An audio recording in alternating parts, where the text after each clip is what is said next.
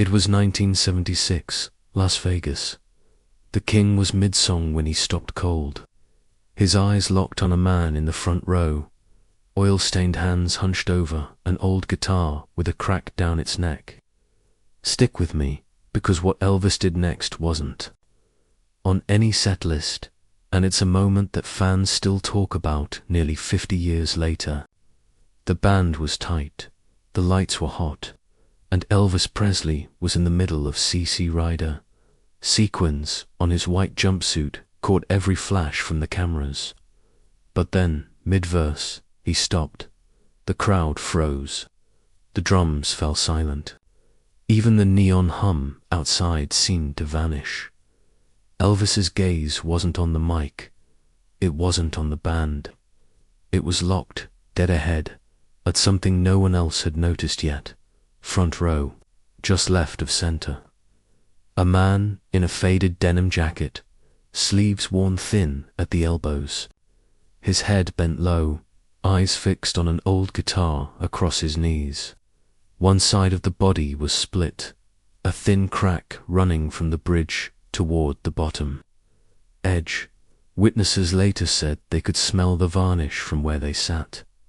The man's hands moved with quiet precision, rough, oil-stained fingertips turning a small screwdriver, adjusting a loose tuner peg. He wasn't looking at Elvis. He wasn't even clapping along. Elvis tilted his head, just slightly. The band glanced at each other, unsure if they should keep playing. He lowered the mic, 2 steps forward, then another. His boots made no sound on the carpeted stage. Someone near the back laughed nervously, thinking maybe this was part of the show. But the man with the guitar didn't look up. He tied off a thin nylon string, tugged it, and twisted the peg. The faint ping of the note cutting through the silence was almost surreal in that giant room. Elvis's brow furrowed. He raised one hand toward James Burton, his guitarist. The signal was unmistakable. Stop. From somewhere in the audience, a woman whispered, "What's he doing?" The smell of cigarette smoke hung heavy. You could hear the soft rustle of people shifting in their seats. Elvis moved right to the edge of the stage. For a heartbeat, he just stood there, looking down. Then, in a low but clear voice, he said, "You." The man finally glanced up. His expression was puzzled, maybe even nervous. "You," Elvis repeated, pointing now with 2 fingers, hands steady. "Come here." The room seemed to lean forward all at once. Security guards exchanged a quick look, unsure whether to step in.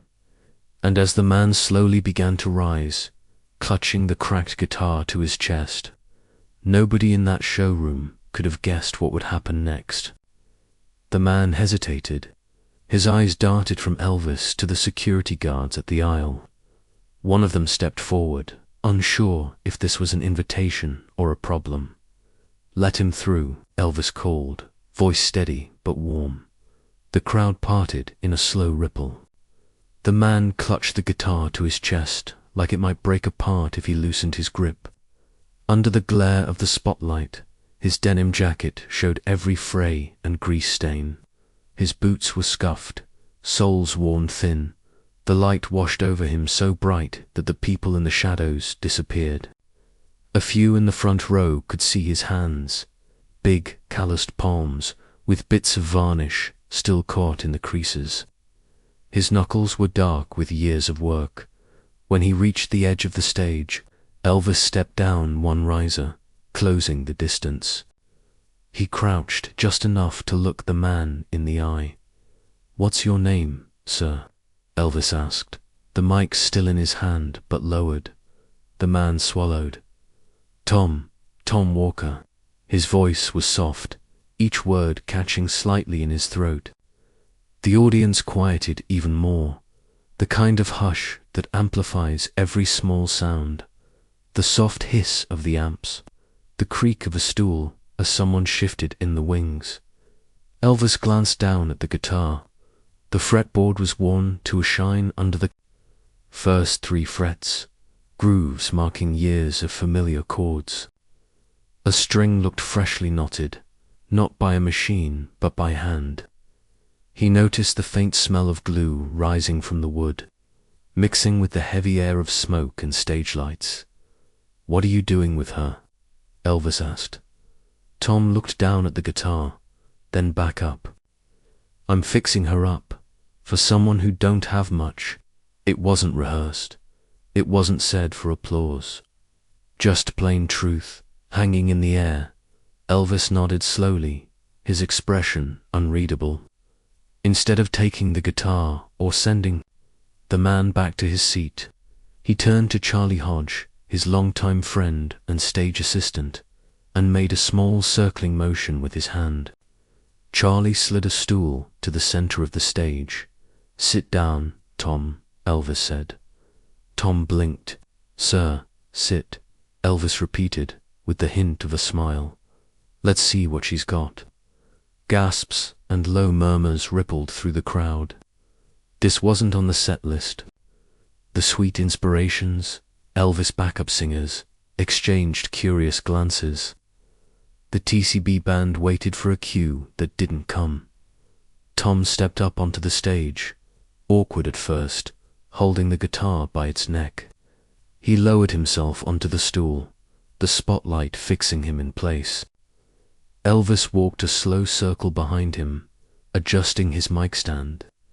Then, in a quiet voice meant just for the front rows, he said, "All right. Show me." Tom shifted in the stool, the cracked guitar resting on his knee. The crowd was silent. Not the restless kind of quiet, but the kind where every eye is fixed forward. Elvis stepped to the side and motioned with his hand for the band to hold. The soft hum of the amps was the only backdrop. Dust floated in the spotlight beam, slow and lazy, as if time itself had eased its pace. Tom's fingers found the frets like they'd been there 1,000 times before. He plucked one note. The sound was raw, a little uneven, but warm, the kind of tone you only get from a guitar that's been played for decades. Another note, then 3 in quick rhythm. Someone in the 3rd row whispered, "That's all right," the song Elvis had cut in 1954 that changed everything. Elvis's lips curved into a grin. He took one step forward, gave a single sharp clap to set the tempo, and sang the opening line in that unmistakable voice. The crowd leaned in. No screaming, no flashbulbs, just a growing energy as the two of them played. Tom's strumming was steady, his head tilted slightly forward, eyes on the strings. Elvis matched him with gentle vocals, not overpowering, letting the old guitar carry as much of the moment as his own voice. Halfway through the verse, Tom's hand hesitated. His pick scraped awkwardly against the string. He stopped. The room seemed to pull tighter around them. Tom swallowed hard, his free hand resting on the worn wood of the guitar. He spoke without looking up. "This was my boy's guitar." Elvis lowered his mic.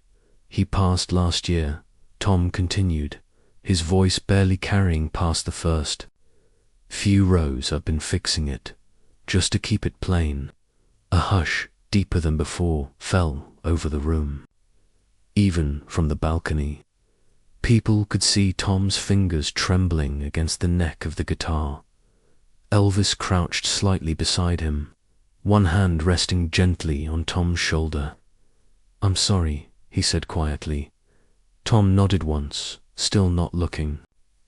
Up, Elvis straightened, then, without a word, set his own guitar aside, leaning it carefully against a nearby amp. He stepped back toward the center of the stage, motioned for the mic stand to be lowered. The crowd didn't know it yet, but this pause was the moment everything shifted, the part no one would forget. Elvis turned back to Tom, his voice steady, but carrying an edge of promise. "Then we're going to make sure this one plays forever." the spotlights stayed fixed on them both. And before anyone could wonder what that meant, Elvis walked off toward the backstage curtain, leaving Tom alone in the glare of the lights. Tom sat frozen on the stool, the heat of the spotlight baking the back of his neck. The murmur in the crowd swelled, whispers, the soft thud of someone shifting in a seat, the creak of a camera strap as a fan lifted it halfway. Unsure if they should take a picture, from the side curtain a shadow moved.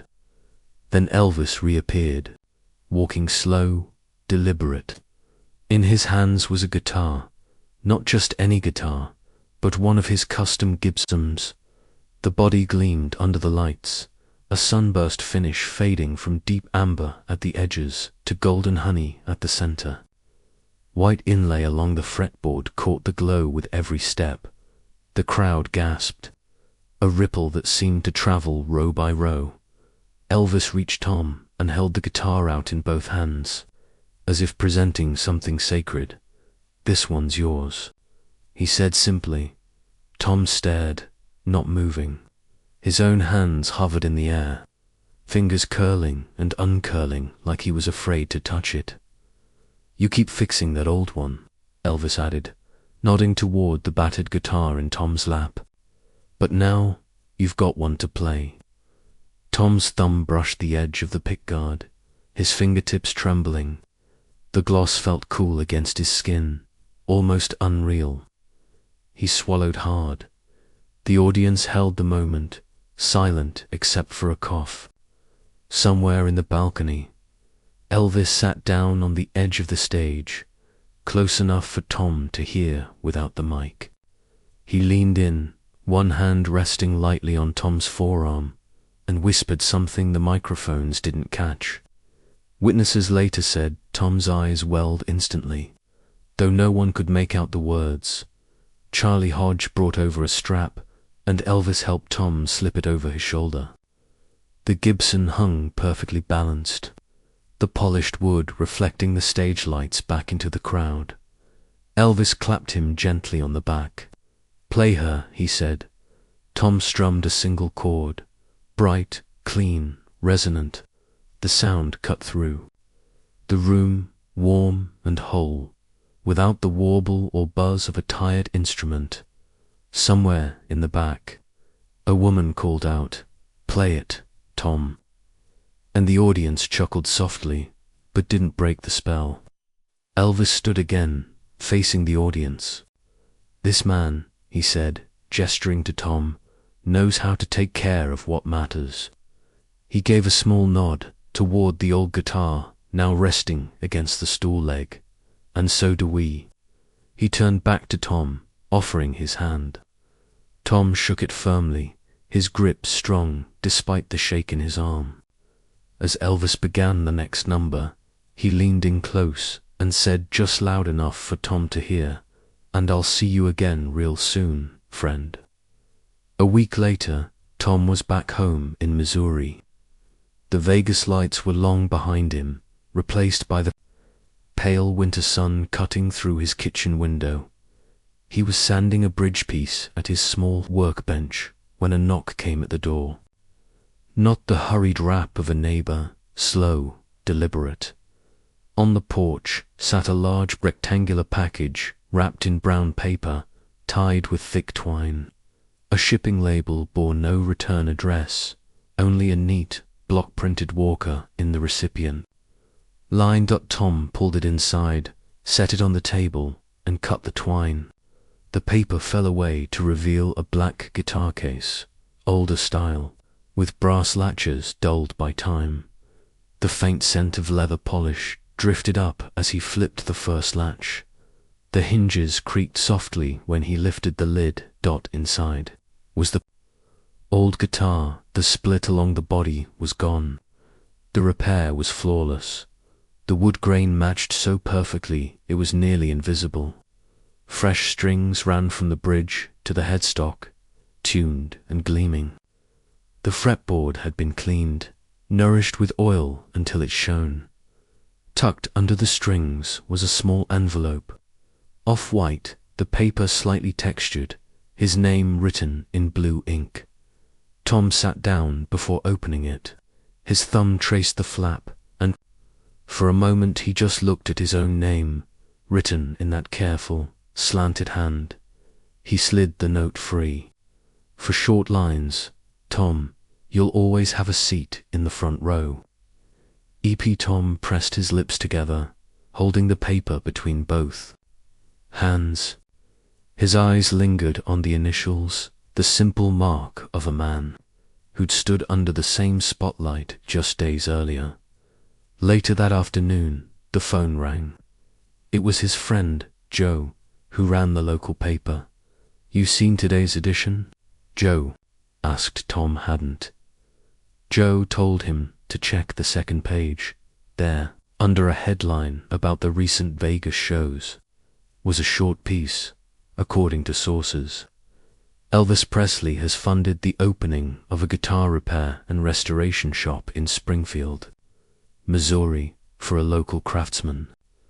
The shop, set to open next month, will provide instruments and repairs at little to no cost for young musicians in the community.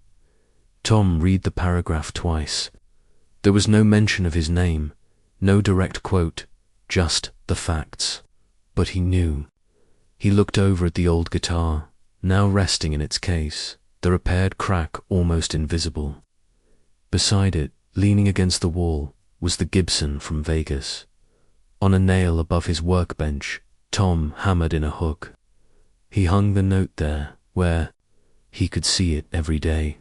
And in that moment, he realized the next time Elvis saw him, he'd be ready. Years passed, but the story of that night in Las Vegas didn't fade. If anything, it grew, told and retold in the soft corners of music shops, whispered at the backs of small-town concerts, and remembered every time someone picked up an instrument. In Springfield, Tom's guitar shop opened in the spring of 1977, a small storefront on the corner of Main and Walnut, its front windows painted with block letters, Walker's Guitar Repair and Restoration. Inside, the walls smelled of pine and lacquer. Strings hung in neat rows, tools lined the back counter, and a coffee pot was always on for anyone who stopped by. Above the register, in a black frame, hung a photo of Tom and Elvis on stage, the spotlight pouring over them both, the Gibson in Tom's lap, Elvis leaning in with that half smile. Below it, tacked on the wall, was the handwritten note, "You'll always have a seat in the front row."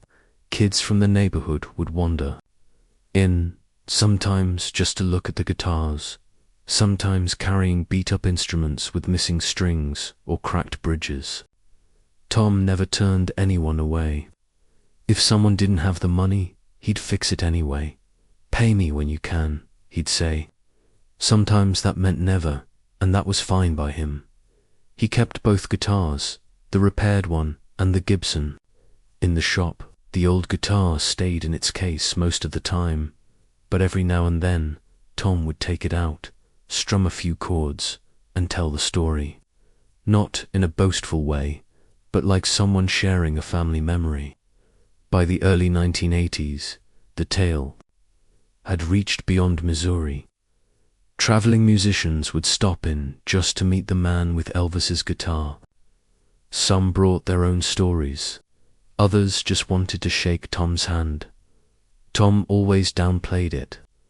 Elvis just saw a guy who loved music, he'd say. But those who'd been in that Vegas showroom knew it was more than that. It was about recognizing something in a stranger worth lifting up. The repaired guitar never left Springfield again, but its sound carried further than anyone expected. In 1992, Tom passed away quietly at home. The news spread fast in the music community. The day of his memorial service, the small chapel was packed, every pew filled, people standing along the back wall. Many had brought guitars at the front, on a simple wooden stand. Sat the old guitar Elvis had returned to him, its wood now aged a deeper shade, the repair line still flawless. Beside it, on a separate stand, was the Gibson, its sunburst finish. As bright as the night Tom first held it.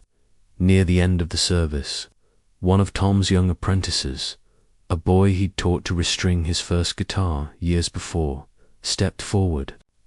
Without a word, he lifted the old guitar, adjusted the strap, and began to play.